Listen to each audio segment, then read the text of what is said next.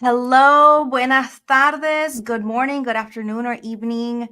I'm so excited to have you guys here. And today we're in for a really, really great show at Que Pasa Mujer. We don't have all of our team here, but we have an incredible guest who's been with us many times. And I am so excited to have him here. And we're going to talk about how we can lead through change. And this has been a topic that many of us have been faced with, whether it's through personal life, family, business. And it's a really powerful topic. And we couldn't think of a better person to come and join us today to talk about this topic. So, Mark, I would love to bring in Enrique without further ado and bring him here to our show. Hola, Enrique. Hola, hola. Thank you for having me again. Absolutely. I think you're just like our VIP, very esteemed guest because you always Thank come with you. such great insight. So I'm just thrilled that you're here with us once more. Oh, my blessing as well. Thank you. Gracias. And for those of you guys that don't know Enrique, please make sure you follow him. He shares incredible insight about how we can be better leaders, how can we communicate better, and really navigate life and business in a much better way instead of trying to burn ourselves out. He is the owner of Triad Leadership Solutions, and you guys can find him. I don't know why I'm looking on my LinkedIn page, assuming that you guys are finding us on LinkedIn. Please make sure you follow him there. He shares daily tips that really just make you think. And I've gotten a lot of aha moments every time he's come on our show. All of us have. So I'm excited to have you here, Enrique, and talk about change. But before we get to that topic, I would love for you to share a little bit more about what you do for those listeners that are just joining us, or para la gente que no te conoce, to tell us a little bit about what you do. Yeah, absolutely. So, as my marquee there says, a leadership development coach, I've been in leadership development for the last 8 years post service. And I decided that that part of my naval service was the most enjoyable. And so that's something that I wanted to do post retirement. And so, leadership development, I coach, I speak, I train in that arena. And, basically, if you are finding any of your leadership journey challenging, that's where I come in, either by mentoring you, coaching you, or training you. Sometimes it's just a simple consultation, and I also do that as well. I love that. I love that. What a great way to summarize the wealth of knowledge that you have. And one of the things that I think I particularly connected with you from, the beginning was your connection to being in the service. And you guys have to be dealt with a lot of things, work under pressure, and you have really built this great way to see how chaos can be seen around us, but really still navigate it with poise and with your head straight. So, one of the things that I would love to start our conversation about is how we navigate and can be better leaders through change, especially when there's chaos or just so much uncertainty around us. I think that the world right now, between the economy and everything that's going on, there's a lot of uncertainty, people losing their jobs. So, change can feel chaotic and scary Mhm. for us. So, how can we start to reshift our mindset about change? Well, one thing you have to remember is that when chaos shows up, you need the opposite to think and Mm, act clearly. So you need clearance. You need peace, be still, right? You need mhm, that type of thing to show up so that you can have a clear vision, and then not only have the clear vision as the leader, but then take that clear vision and then clearly communicate or articulate the mm, vision and purpose of change, because change, although is dressed in this apparel of uh determining to just destroy you, right? mm, That's what it looks like for those that are receiving it. Its purpose is to align you with where you should be. And if you mm, start thinking about change in that perspective, then it won't be all too bad. Although the circumstances may rattle you and the circumstances may not be as palatable, right? Mhm. No te lo come bien, Sí. right? No te sabe bien, and it never does. Uh-huh. But if you look at it from that perspective, you'll say, okay, well, then I need a little more patience here. I need a Mm. little more clarity. So let me work with this instead of working against it. I love that. I love how helping us reframe and slowing down to process that situation. I love how you put it that way because I think that sometimes we are just so wired nowadays to just rápido, go, go, go, go, go, go, go, go, Yeah. that when we are hit with these things, we still want to keep going. But sometimes we have to pause and reshift our mind about this chaos. And as you were talking, the words that you were saying, I always visualize things, so I was visualizing like this darkness and this unknown. And when you unpack it and say, hey, maybe the purpose of this is to realign you. And then I was like, okay, that feels a lot more clear. You bring down your guard and open up to, okay, what do I need to do? What do I need to change? So I really love how you broke it down in that perspective. And it's very interesting that we're having this conversation because last night I had this weird dream. I tend to have really odd dreams, but it was about seeing tidal waves, like huge, huge, huge Mm, waves. And, they were dark. I love the ocean, but I could tell that it was like some sort of tsunami coming. mm. And I And don't you're in remember. Hawaii. Yeah, right. Yeah, I know. I'm like, I know. Toco madera. But and it was scary because I think it was here, but I think because we're going through so much change on the back end, Yeah. that when I was analyzing that dream, I was with people that I don't remember knowing, and everyone was just watching and just looking, and what is it, like rubbernecking that people say, like, and I was like, no, we need to get going because this is not going to be good. And so I remember at one point in the dream, I just get on a motorcycle, and I recently restarted riding a motorcycle. So I don't know if that was like all connected. Mhm. And I get nervous getting back on the motorcycle, but I was like, I'm on there. And someone was trying to drive for me. And I was like, no, we need to get out. And so as I was thinking about this, and what you're saying is that the dream was chaos. It was scary. It was dark.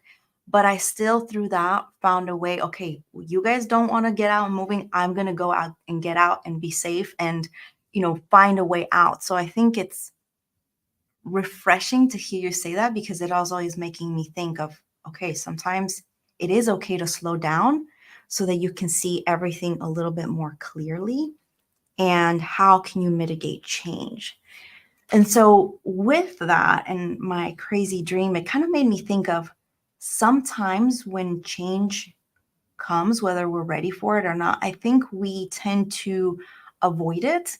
And I've seen sometimes, especially in business, and you can, give us more insight on this, Enrique, is that sometimes when we're stuck in this changing pivotal point, or whether we need to really pivot, or we're growing as a professional or individual, Right.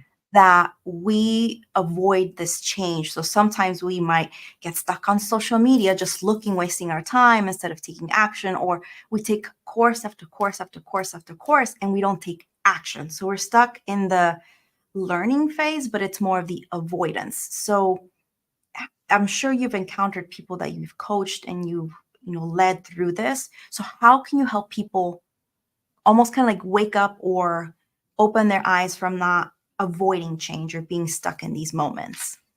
Well, what you have to realize is that avoidance is an action. Mm. So you're acting, but not in your best interest. That. And so when you avoid something, because it takes effort to avoid, right? You see somebody coming down the street and you're like, "Oh no, not today." You cross the street. Well, you had an action. You may have not you know, faced that head on, but you Mm. took a different course. And so avoidance is one of those things, and that's why people get stuck in that loop. Mm. Avoidance is, if you look at it, it is, and I always say the enemy's way of keeping you active without progress. Ooh. And if you are active without progress, you're wasting your time. Mm, And so what happens in change is that when you don't head on face the change. And the funny thing is that, as going back to your dream, mm, for those that don't know what a tsunami looks like, yes. it's this body of water that just got displaced from somewhere else and now is at your doorstep. Mhm, Typically, the fact that you are uh, kind of like height impaired, this mhm, thing builds up and moves on, typically around 600 miles an hour.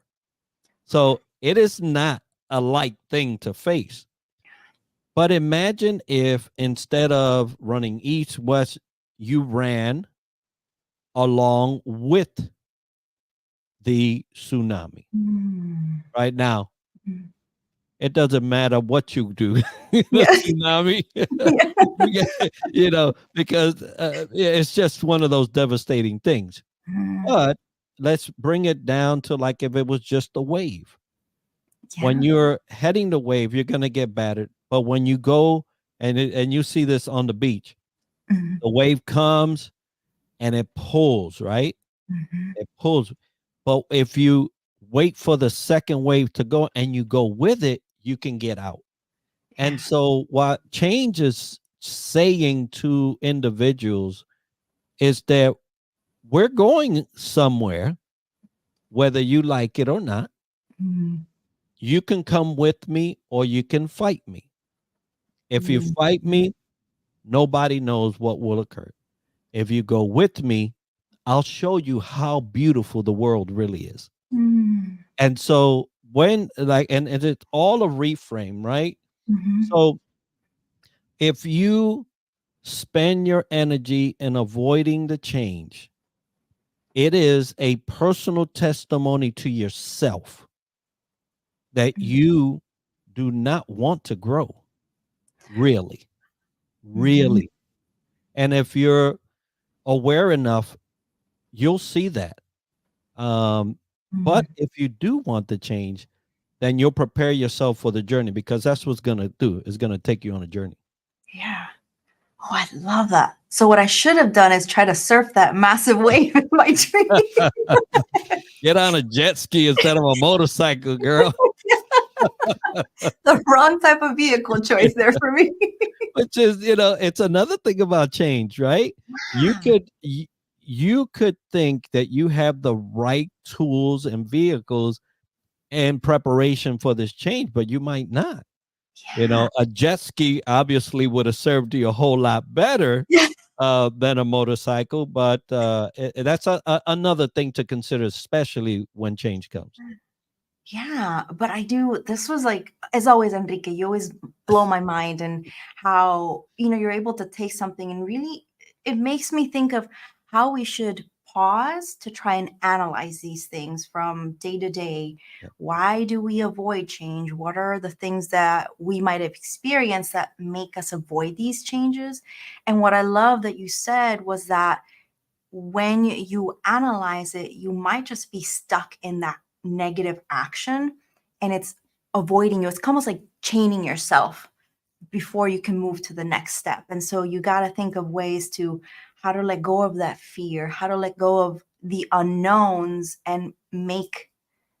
I think sometimes when there's a lot of things that are out of control, that's where you kind of chain yourself up in this action mode and finding ways to break that chain and control what you can control and trying to just move through that change. I love how you said that you can push me if you want. I'm still going to make you change, or you can ride with me into a better place. So I really love that transition. And, I know we were kind of talking about on the personal mode, but how does that look like for change within an organization? Because I know you've also worked with Yeah. organizations. And so, how can you bring in the collective to ride this wave of change together? Because sometimes you can have people who are really afraid of change because they're like, well, if it's working, why break it? But sometimes change is necessary. So how can you bring that collective together to change and move forward? Well, when it deals with organizations, and typically I speak to leaders or the leadership, Mhm. you have to be conscious as a leader that change may present itself all the same, but it will not have the same impact on everyone. Mm. There's some people that same change that you can care less about is devastating to their livelihood. Mm. And so as a leader, you can't see change in a static way. You have to see it in a dynamic way. And it allows you to be empathetic so Mm. that then you can show some compassion to those that you are leading. And a Mm. lot of leaders, they just see the change and said, this is what's going to change, instead of going to the group or the organization and saying, this is the change that's coming down. How is it going to affect you? How Mm. is it going to affect you? How is it going to affect you? Okay, so now I see how this affects the entire structure of my organization. And so now, with the impacts that this change is going to happen, how is that going to affect us as we collaborate as a team? Because that's another dynamic that is often not seen. And so when you can look at change from that perspective, it allow you to be empathetic and apply compassion as necessary. Mm. But more importantly, it will give you the exact blueprint on how to support your teams and your organizations, because you're not there to execute the change. The people execute the change. You're there to facilitate that they can make it through the change. Mm. And that's what leaders usually don't really focus on. And if they did that, it will take them from a chaotic, unsettling situation and allow them to bring peace, bring support, Mm. and bring responsiveness to the needs of the people during that change. Mm. I love that. That's really powerful. And how you, yeah, as you were describing it, it really made so much sense, because sometimes I've seen leadership say, this is a change, figure it out. And it completely removes what you were saying of, I'm going to be the leader and bring you, make sure that you are comfortable, or how can I do better to help you, and kind of guide them through that process. And thank you, Cheryl. So Cheryl said, preparing for tsunami, how might we best prepare for sudden waves, sudden change, and how do we stay flexible and agile? Yes. So that is an excellent question, Enrique. And I kind of, we can kind of wrap this thought of leadership, and it's Yeah. very aligned with our question too.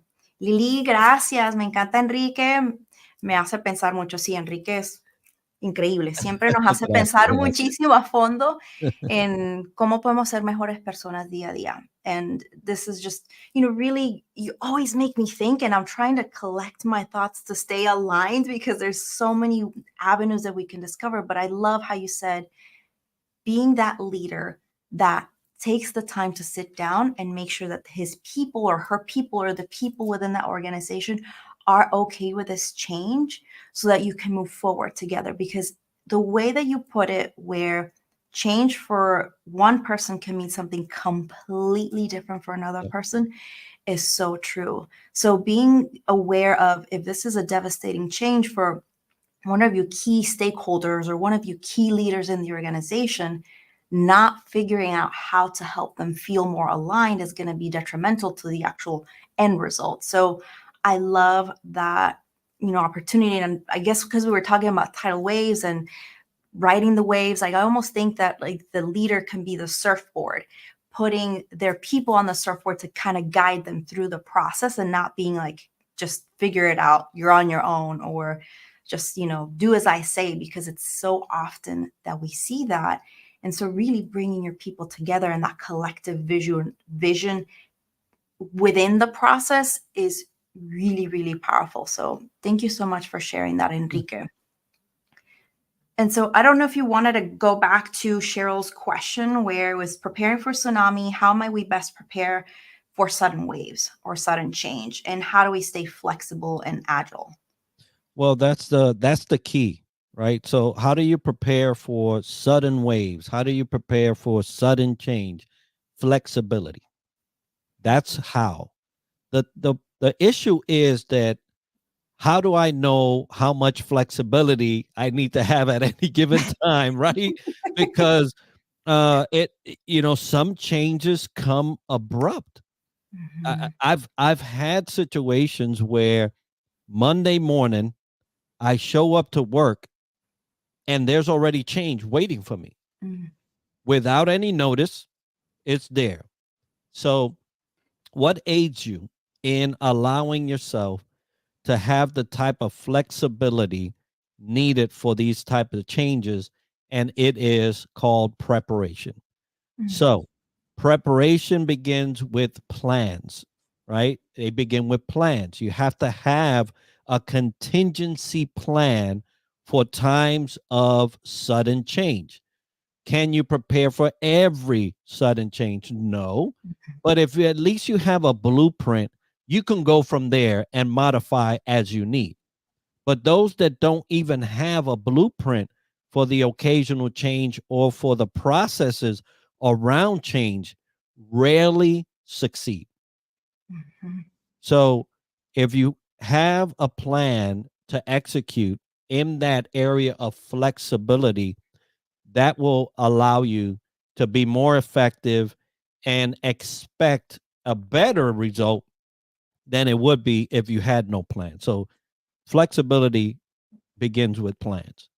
I love that. And it makes so much sense too that I think I know I've learned to work better with trying to have plans and then adjusting for flexibility, especially with my husband being in the military, because before I used to think that it was great to say you can go with the flow without any plans. But I realized that the further he got into his service and change was so frequent that I didn't have a good grasp on, okay, how can I navigate this change and still be flexible and still, be sane and not let everything kind of come crumbling down. So I really love your perspective on having that plan. I know in the military, we always joke there's plan A to Z, and then you have a whole nother set of plans. If one fails, you have another.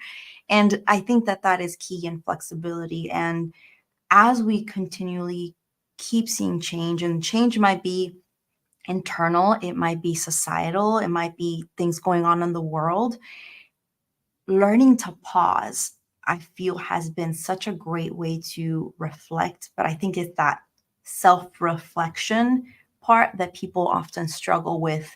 In, I think sometimes it's we don't want to, we misperceive it. I don't know if that's a word, where we feel that if we don't do this, this, and this, we're failing.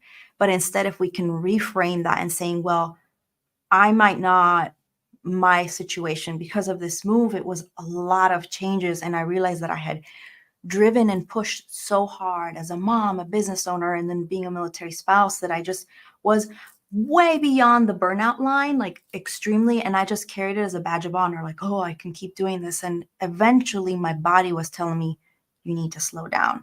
And so by being forced to slow down, I felt that I was failing and not keeping up with business and all of these things. But instead, I had to reshift that and see I have to slow down so that I can think more clearly, breathe a little bit more, not be like I have to corriendo mil millas por horas.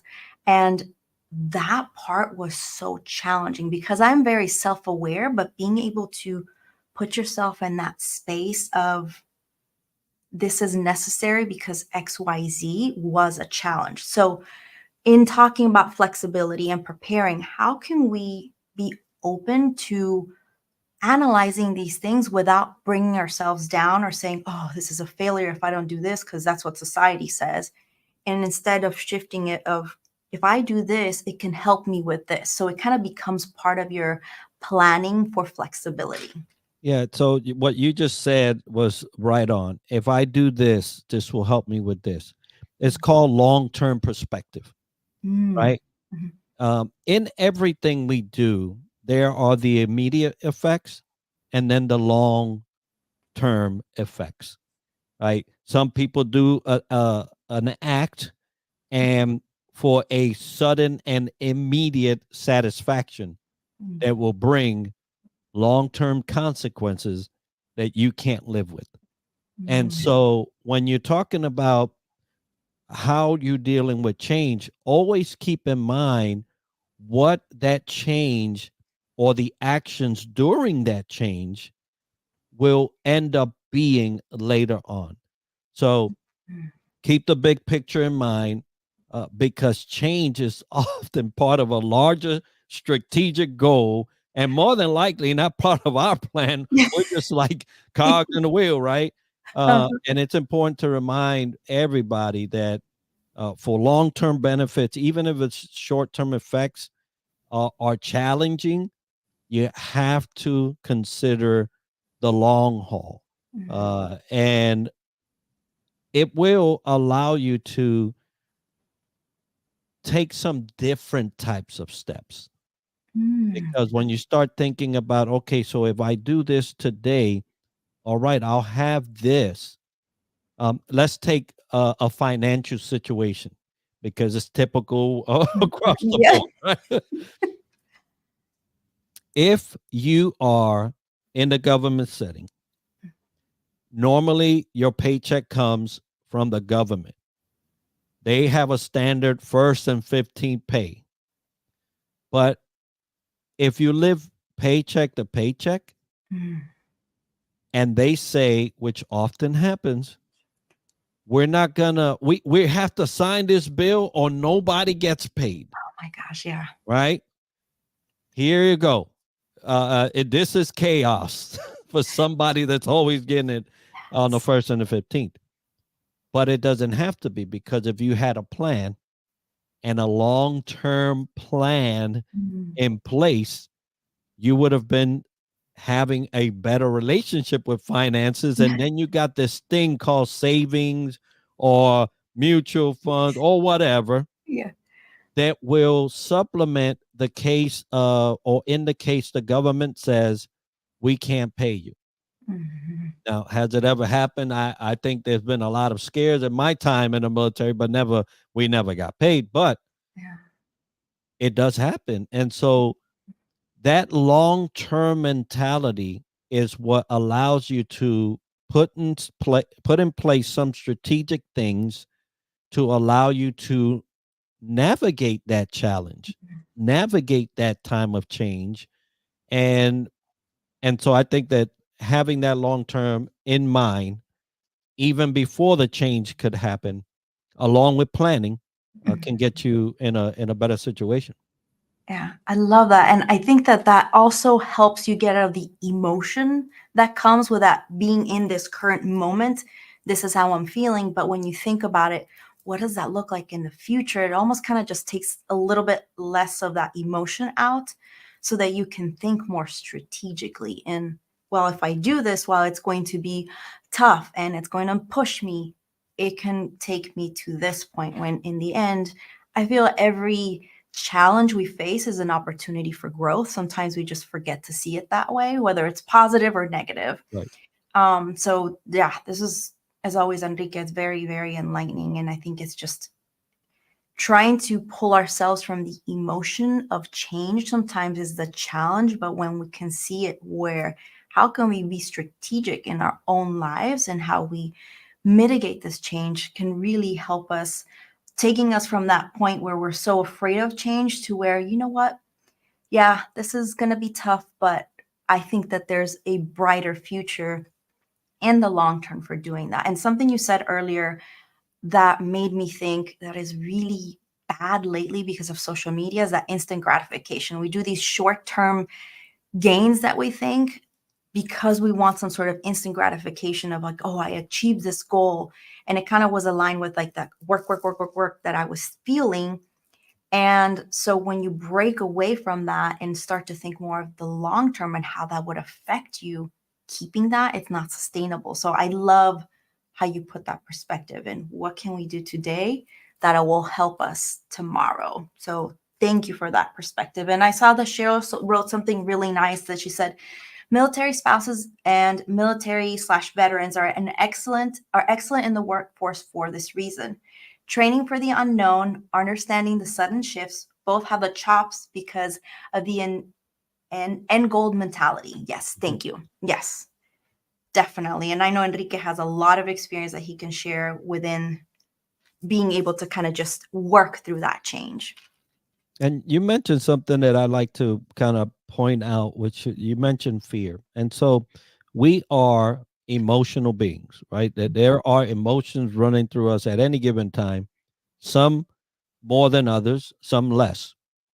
But change usually comes coupled or married with either anxiety and fear, right? Now, the stipulation between those two is that anxiety, so fear is something that you uh so let's just say anxiety, you went through something and now you're afraid that that may happen, right? So you apply that fear to the future. That's why you're anxious, because you're thinking what happened then is going to happen again. And then your fear is just proof that you went through a particular thing, so now you're afraid. Either one of those two don't apply to change in any way. This is why I say that. Change you've never seen. So why are you afraid and applying something that has happened to you before to something you've never seen? I love that perspective. And so that allows you to say, hold up, if I've never seen this, I don't even know. Mm-hmm.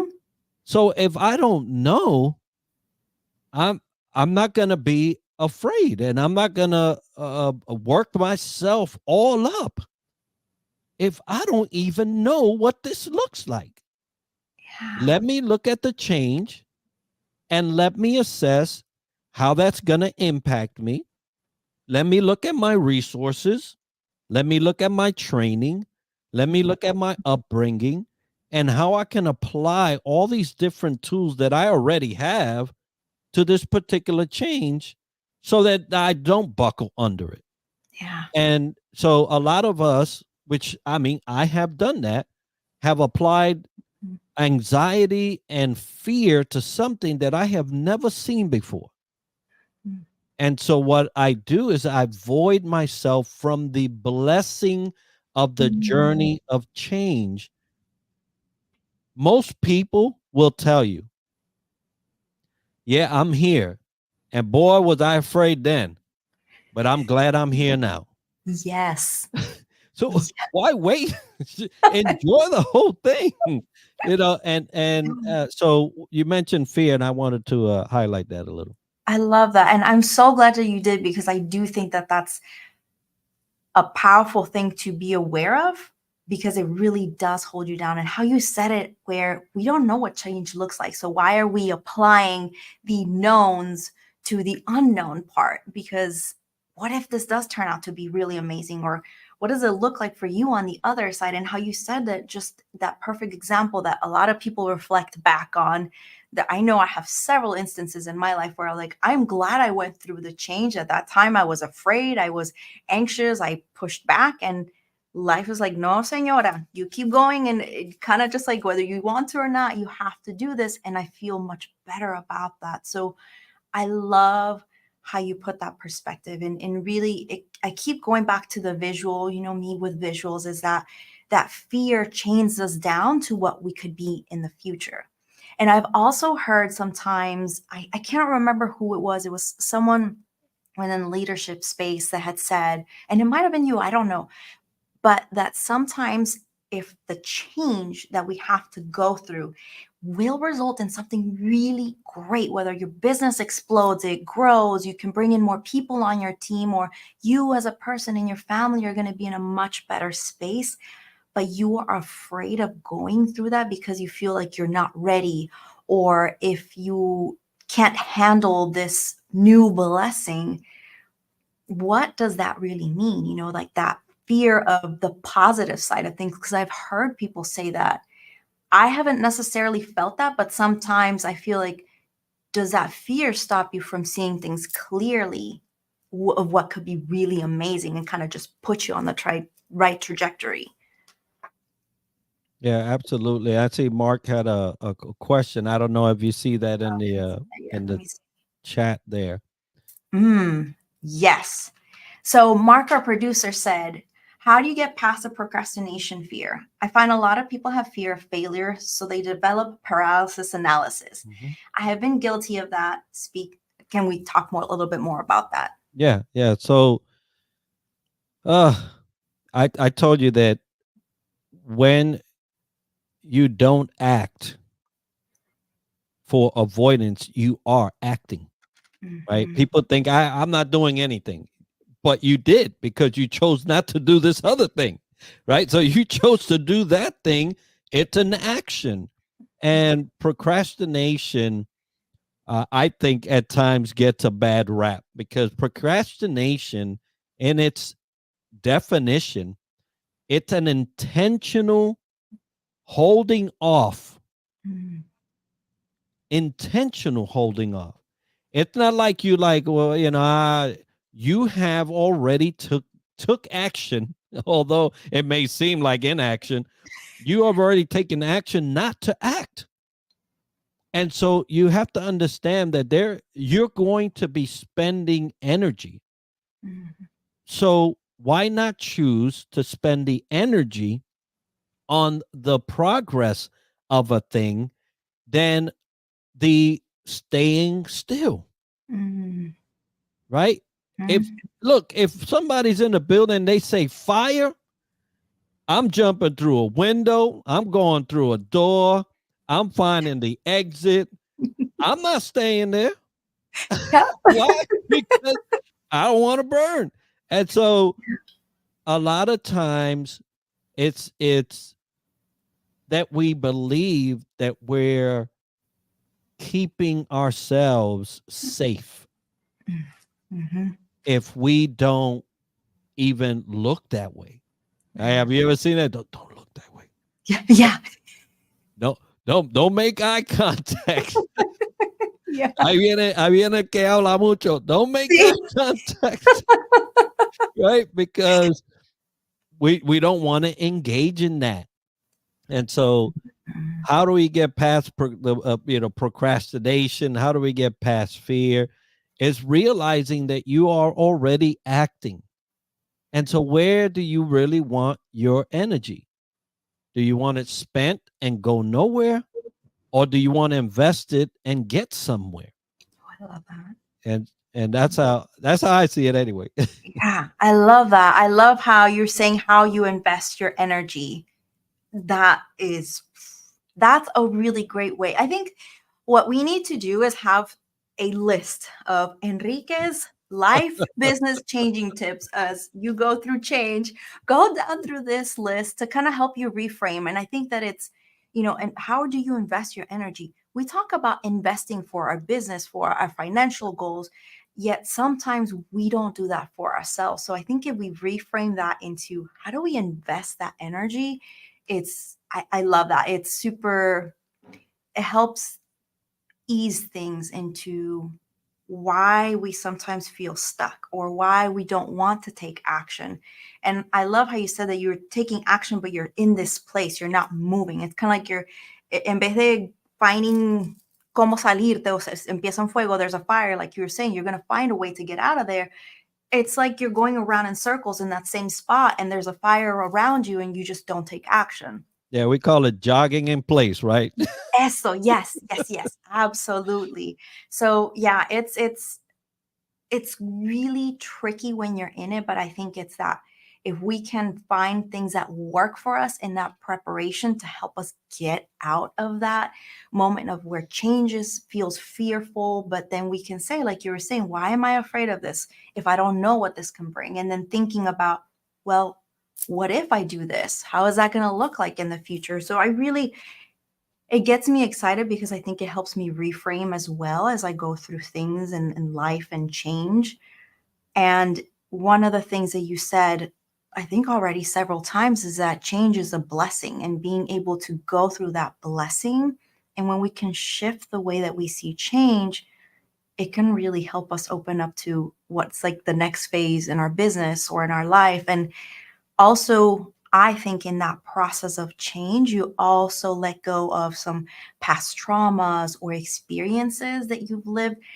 You said earlier, I've gone through this, so I'm fearful that it'll happen again. And sometimes we carry those personal things into business that affects you. And so until you're able to really process that, I think that that is when you can start seeing more change or more of an open perspective to change.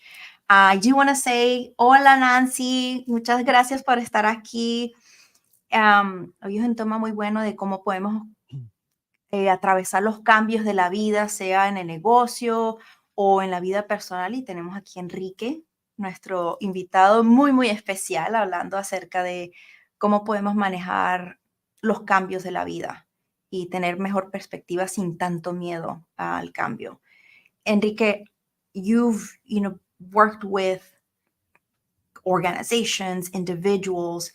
How can people who have like young children or older children, I think, help them learn and embrace the power of change, like that blessing side? Because a lot of us, we weren't taught to embrace change. We had to figure it out ourselves. And that was kind of like a generational thing, que a veces, oh, no se habla de eso. No, tú sigue, just keep pushing.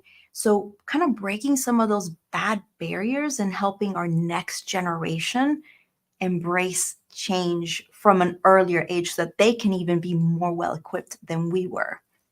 Yeah, the first thing that popped in my head when you said that, consider the teacher. Consider the teacher. And this is why I am saying that. We do a great job in telling others how to do it and can't do it ourselves. Yeah. And the only way people will learn is if they see us doing it. So if you are a parent and you have a tough time with change, don't go trying to teach your kid. Find somebody else. because that's what happens, is that we're good to impart our pains and angst and failures and things like that. But the proof has to be in the pudding. For me to teach you resiliency in times of change, a person has to see resiliency in action in me. Because then I will tell them, hey, this is what you got to do to be resilient. And they're like, the pot calling the kettle black. What? No, you don't even do that. Why are you telling me something you don't even do? So when I say consider the teacher, the teacher needs to consider themselves. Where am I not a good representation of a person that can manage change, that can lead through change, that can navigate change, that can be on the other side of change and say, see, I told you so. Yeah. Right? And so once that's clear, by all means, go teach whoever you want. Yeah. But your kids know the difference. The kids know the difference. And I tell you, a kid will tell you the truth, right? They'll tell you the truth. They'll be like, hey, you got a big nose. What? Well, I guess I do. You can get offended all you want, but you do. And so kids will tell you the truth. So consider yourself, consider the teacher. And if you are doing great in that regard, then by all means teach, because then they will see the proof. If there's anything that I want, and my wife knows this, anything I want at the end of my life is for my kids to say, yep, my dad did that. Yep, my dad did that, right? There's still a lot of learning, right? Because sometimes she says, hey, you say you want your kids to say that, yeah, my dad, but you're not doing this and you're not doing that. So obviously some growth still available for me, but a parent's goal should be that I taught my kids because I achieved it. I taught my kids because I Mhm. know that that can be done. And Mhm. not only did I teach my kids that, but my kids can attest that Mhm. that's how it's done. Yeah. And so, if you're a parent, there's two places you need to invest in ensuring that you are setting that model of Mhm. effective change maker or change navigator, Mhm. and the one parent that did train their children to be able to replicate that for their life during those changes. One thing I'll caveat to the parents is that we're not living in the same era. Mhm. We're not living with the same things. We're not living in the same environment. We have grown and outgrown our environments. They're Mhm. just getting started. And so be careful not to superimpose your journey over their current Mhm. travel, Oh, I love because that. it's not the same. Mhm. I love that. And how even like we can impose our own fears on them because, don't no te montes ahí porque yo me caí de chiquita, don't go there because I fell as a little kid. And then you instill that fear. I love how you said that because sometimes we think that we mean well to protect them, but we don't let them explore and take their own lessons from that. And And by all means, share, right? Oh, hey, I tried that once. I fell and busted my head, but that does not mean that it will happen to you. Now, yeah, if it does happen to you, well, you know that it already happened once. So yeah, don't be afraid, because it mhm, happened before yeah, and I'm still here. yeah, But that way you inform them of the potential risks, right? And dangers, but you also allow them to understand that even if that were to occur, you're still here, yeah. right? So, and there are ways to sharing those up and downs of life. Yeah. And I think, one of the things that I love how you were sharing about this perspective and really being aware of who the teacher is, what we've been doing lately, because our son is 7. So he's in that very inquisitive, Mhm. asking questions, very self aware or just aware of surroundings. And there's been times where we have been stressed and we're frustrated. And so he'll be like, "What's wrong, mom?" Or he'll say it to my husband too, like, "You seem upset." And so sometimes we'll tell him, "Yeah, it's, we have for me, I'm really stressed at work, or I was trying to fix something in my computer and it just wasn't working. And then everything was breaking down and I got really frustrated. So I had to take a moment, take a breather, and then come back." And so trying to show him, like you were saying, that we are not perfect. And there's this process that we're still going through to figure it out. And what's he's been doing is he notices and he'll say, "It's okay. You're going to do fine. You're doing great." And so it's really nice to kind of have that motivation, but he doesn't fully understand, but he's trying to. And just, I think something from older generations, at least in my perspective, that I didn't necessarily have is you never saw that the hardship and how does that process look like, or learning something new, and how we navigate as adults in not being frustrated. So kind of leading by example, which makes me want to circle back a little bit in terms of leadership in the business, corporation level or with teams, is that my husband said something earlier. He's in like another shift for a different job now, and it's really great opportunity for him. And he's going to be doing a lot of training. And he said something that really stuck with me, that he said, I'm not going to have my people do any type of training that I haven't done myself, or I'm not going to do with them. I'm not just going to be sitting here and say, here, you figure it out, because that doesn't make people want to move forward. And so I think about that too, is that we can't lead the way without paving the way for others. Or like you were sharing, I've been down this path too. I fell down, I got hurt, but guess what? I'm back here, I'm here. You can do it too. So reframing that notion of how can we be better leaders?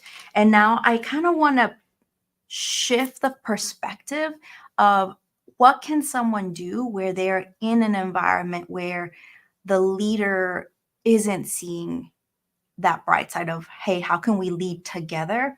And they might know that, this could be a manager that is noticing the team needs more of that collectiveness from their CEO or their VP, and they're not necessarily getting it, but they know that this is essential for the team to come together. So do you have any insight as to how can you help open that conversation with the person that should be more aware of that change? Yeah, so that is a very common position to be in. But I'll tell you that what you don't want to do is change that leader, because you can't, right? So that leader is obviously blind to a spot in their leadership, and they can't see it. What you have to do, if there is a change that needs to be done, I mentioned earlier about resources. I mentioned earlier about what's in your toolbox. If you identify the change that needs to be made, if it is a change that requires approval, right, then you'll want to seek that. So you'll have to sell it. You'll have to sell it in order for you to get the approval.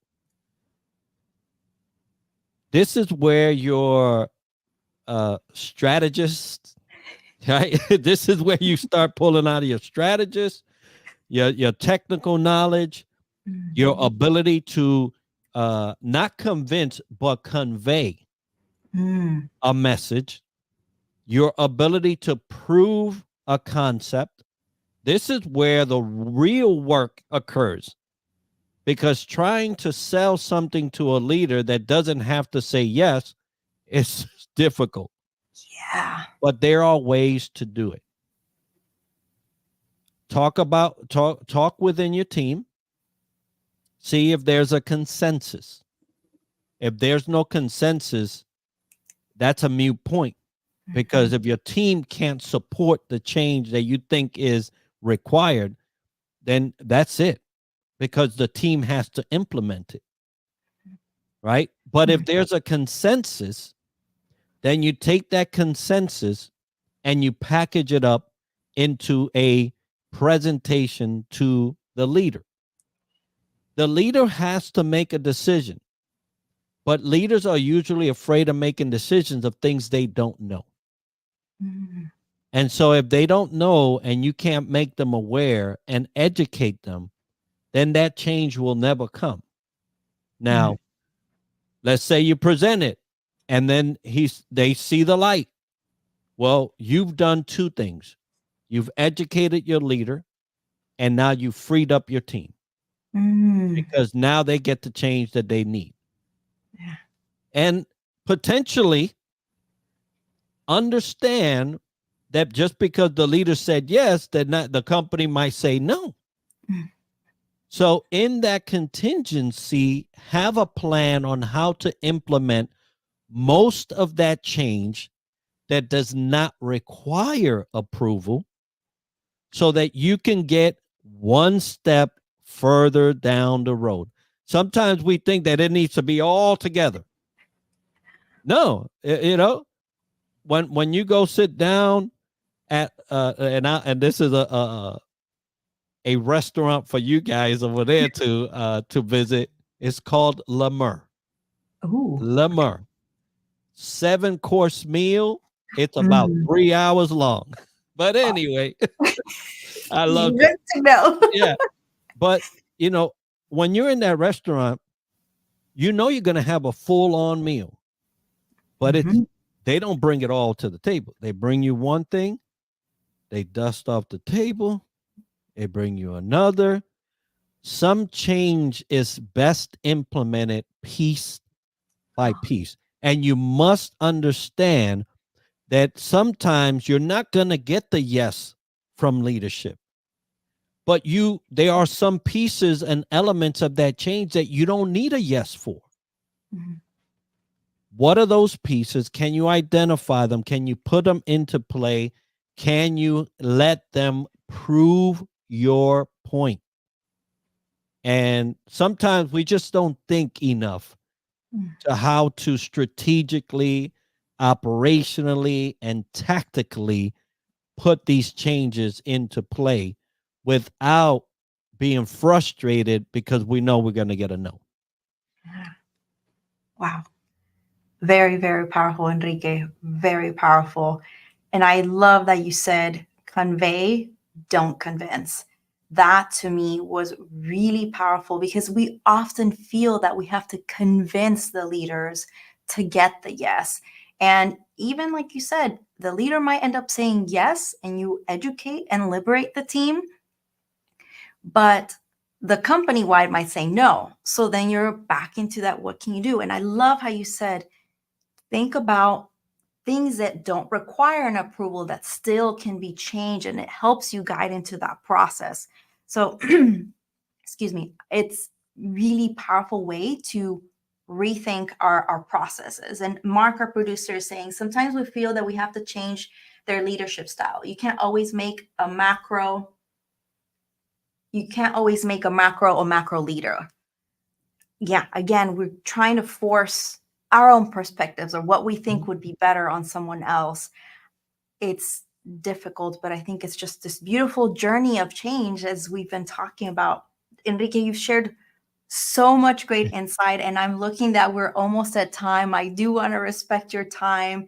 You, as always, nos das so much perspective, so much things that we can think about. And so I really hope that those of you guys that are watching the replay take some notes on what Enrique has shared, connect with him, reach out to him, because he's just a wealth of knowledge that whether you're going through some personal things within your own business, you're trying to grow your business, or you're with a team, he helps you through these different phases. And as you guys can see, we have all these questions for Enrique, and he can rapid fire with really great perspective. So, Enrique, mil gracias for being here today and Thank sharing you. your wisdom with us. Any parting words that you have for us? Yeah, don't be afraid. Don't apply your past to change because there are some things that change is independent. Change is independent. You're not in the same time. You're not dealing with the same people. It's not even the right season, the same season. And so you have to understand that change comes, it is not to destroy you. It is to improve not only your perspective in life, but your perspective of a better life. And Mm, so a lot of times we kind of are challenged with that, and fear uh, will have its say, when you're going through those things. But fear is just an opinion. mm, love that. You can make up your own mind and tell fear to, take a hike. I love that, Enrique. We definitely need to have a manifesto of how to navigate business and life with Enrique, because this has just been so powerful.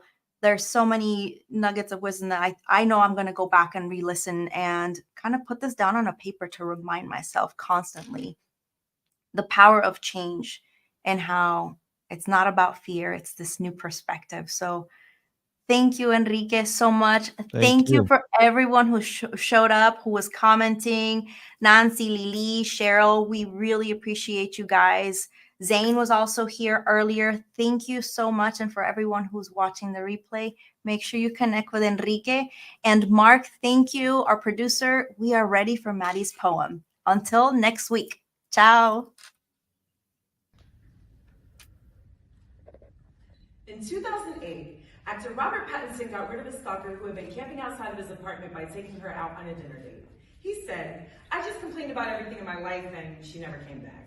In the Netflix documentary, I Am a Stalker, Daniel Thompson was accused of 13 crimes. He proudly bragged about only being convicted of 5. He said, "I could get away with anything. I could treat her however I want."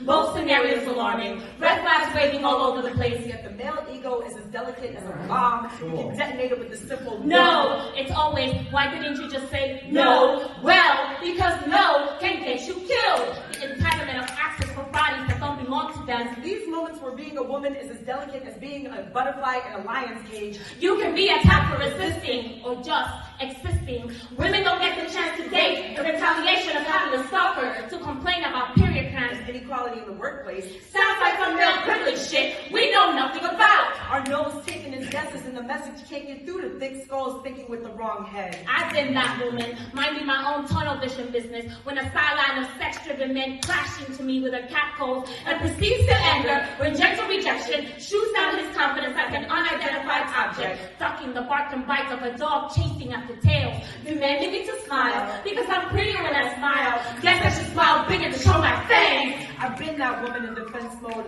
holding house keys between chuckling knuckles, ready to Wolverine claw the wolves howling at my moon. We're somehow only seen as good, a prized possession. Men are natural hunters. It is as if they know the perfect moment to go in for the kill. In 2022, 19-year-old Mia Marcano repeatedly denied the advances of the 27-year-old maintenance man at her job, only for him to break into her apartment and murder her. And it's stories like hers that are more like a fucking tornado and less like a breath of fresh air. It's more like survival where you kill or be killed. Demanding for your right to be respected. This is the woman's dilemma. Having to lie about relationship status. Instead of saying you're not interested, this is the woman's dilemma. Choosing fight or flight when approached aggressively. Choosing brass knuckles over bracelets when his tongue berates me. This is the woman's dilemma. Since the beginning of time, women are seen as property. A man thinks he can own you, but we don't owe you shit.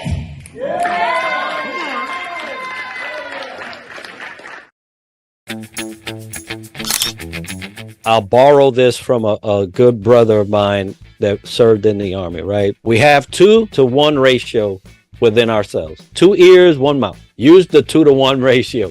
Listen more than you speak. There's a lot to be learned. If you're going into service, there's a lot to be learned. 8 weeks does a great job, and it depends on what service you go, how that fluctuates in amount. But do twice as listening as you do speaking.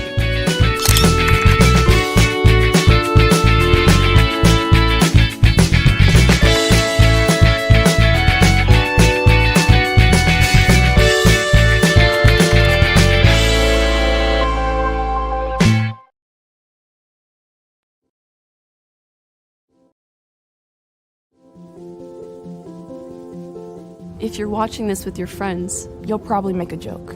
Because you know what you feel on the inside isn't what you want people to know. If you have to pretend to be happy, find someone you trust and tell them.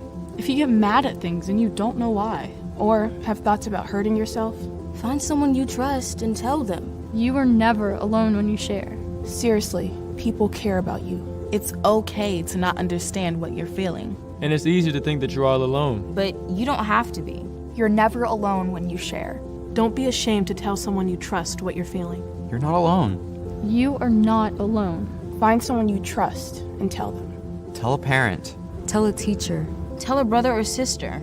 Or just tell a friend. You haven't done anything wrong. Talk to someone. Talk to someone. It's how things get better.